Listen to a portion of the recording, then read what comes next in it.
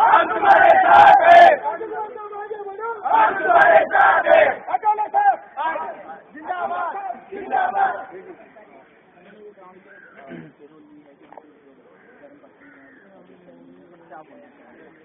तबीयत के बारे में हमें कोई पता नहीं, अगर वो तबीयत का क्या है, अगर वो मालूमात मिले तो फिर उसके बाद में हम हमारी बोला जा रहा है कि उनकी जब तक हमको भले लोग क्या बोलते हैं, लेकिन जब तक हमको उसकी पूरी मालूमात नहीं मिलती है, अगर तबीयत के बारे में है तो हम उसके बाद में हमारी प्रतिक्रिया देंगे। हमारा इतना एक ही कहना है कि जो आम आदमी को जो न्याय मिलता है, संजय दत्त को भी वही न्याय दीजिए, इससे ज़्यादा।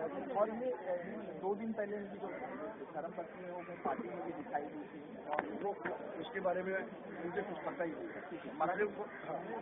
पहले अपना नाम मी कांती कुमार, प्रदेश कार्य अध्यक्ष महाराष्ट्र राज्य रिपब्लिकन पार्टी आप प्रोटेस्ट कर रहे हैं इसके बारे में।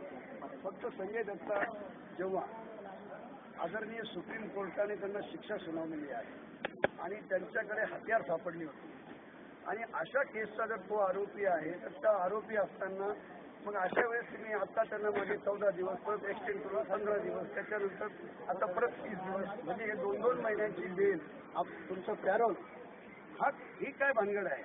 म्हणजे तुम्ही सर्वसामान्य माणसाला वेगळा न्याय देता आणि एक सेलिब्रिटी आहे, एका खासदाराचा बंधू आहे म्हणून तुम्ही वेगळा न्याय देताय, हे बरोबर नाही।